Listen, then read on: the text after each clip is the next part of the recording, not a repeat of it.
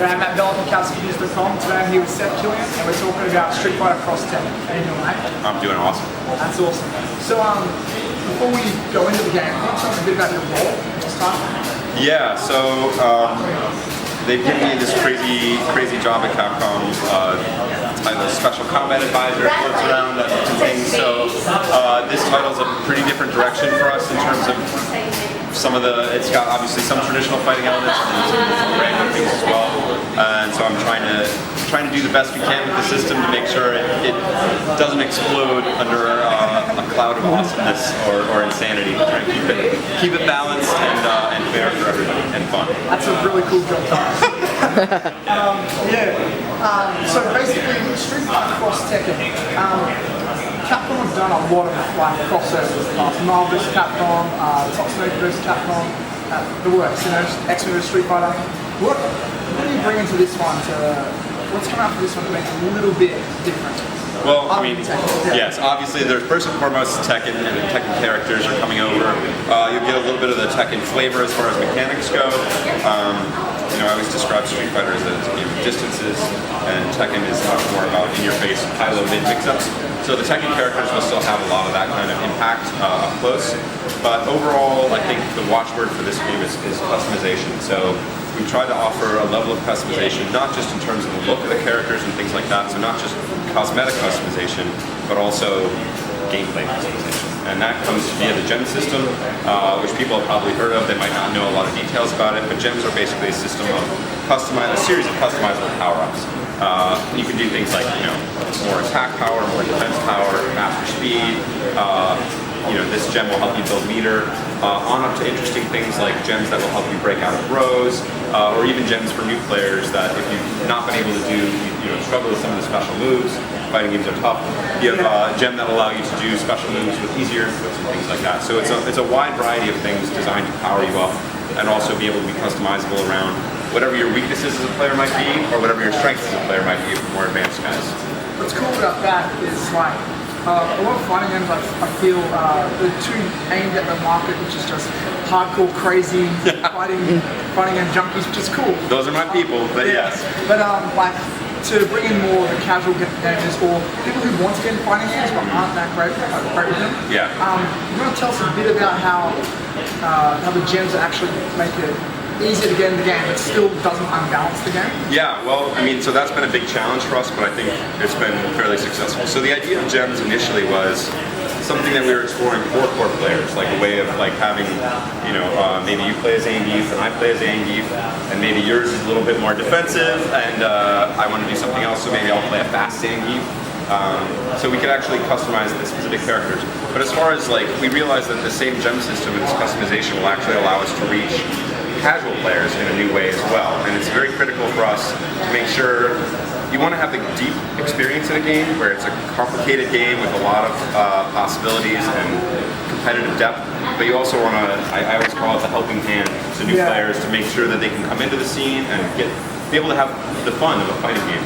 So again, we talked about some of the gems that make moves actually easier to do, but we actually sat down and thought about what are the barriers to entry for fighting games. People know that they're awesome, they get excited about it, but when they actually sit down and play it, they might not have a good experience. Exactly, they struggle with that. So we not only have a very extensive tutorial system in this game, bigger than anything we've ever done before.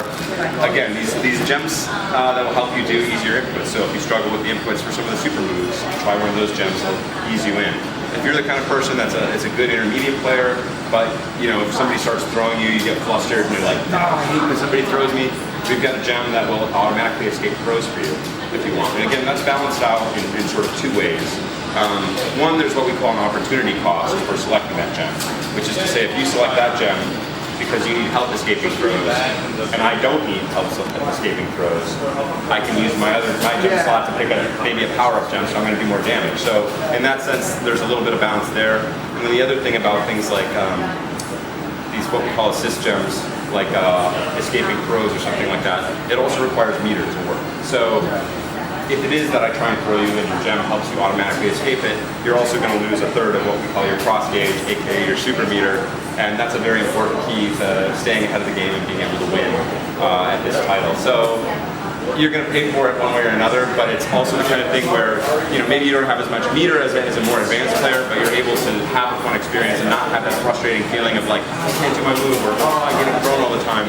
So that's just 2 examples. There's dozens of things we try to do to reach out to the new players to get them interested, but mostly it's just about having fun and then creating that same deep experience that core players are going to be able to have a lot of fun with. What I love about that is that the way you guys talk about it doesn't seem unbalanced at all, because everybody gets that little bit of that push to help them get better, and actually I think it encourages players to want to improve. I know when I first started playing fighting games years back, I remember Ryan Kent's the Hurricane Kick, you gotta go Z shape. That was drove me crazy. If I had assists back then, I could have learned to do that easier. That's exactly what we want to try and do. So ultimately, it's going to help you if you learn to do the move properly, but we want to ease people into that kind of experience. And balance-wise, we work very hard on that. It's going to be, there's so many different options in this game, it's going to be crazy.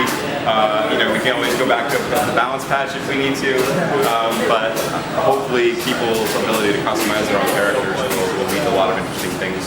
And it's not just about finding like the secret combination that's like ultimately the best gem combo for this guy. There's not like a truth about what's the real best gem combination. Because it may be somebody else thinks these are the best gems for this character, but maybe you play in a very different style. Maybe you're somebody that likes to be more defensive. You would actually want to choose a different set of gems than you. So it's going to come down to individual play style, and that's what I love best, is seeing players' personality come out in the way they play and the character they choose and the way they play that character. And I think that's one of my very favorite things about fighting games, and I think you're going to see that in Street Fighter X Tekken more than you've ever seen it before. That's awesome. Now another thing too, now Street Fighter, it's pretty obvious, it's like the granddaddy of most fighting games, especially 2D fighting. But Tekken was one of the first mainstream big hit 3D fighting games. And now we're going to 2D playing it. Yeah. I was playing it earlier and I realized that even though it's 2D, it still feels like Tekken. That's great news. Yeah.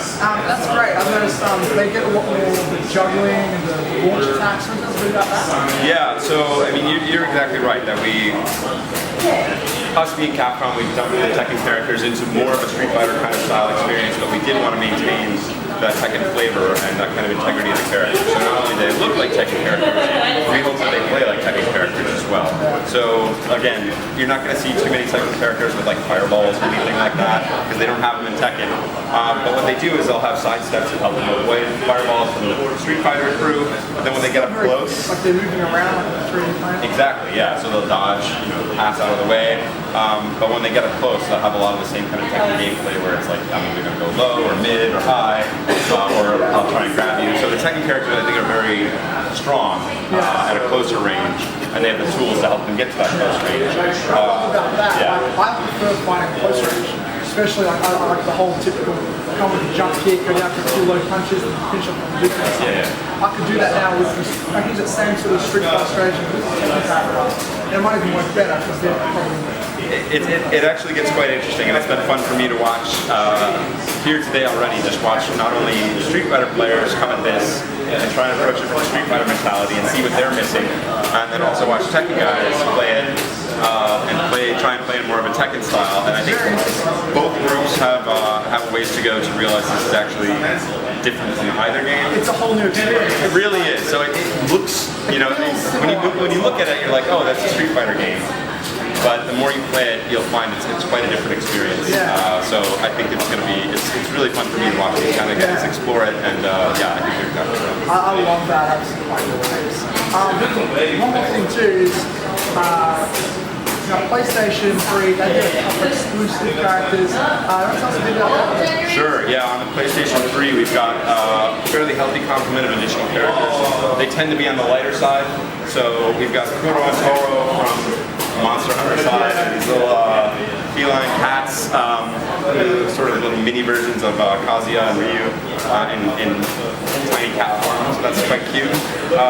And then we've also got sort of an overweight, dumpy version of Mega Man.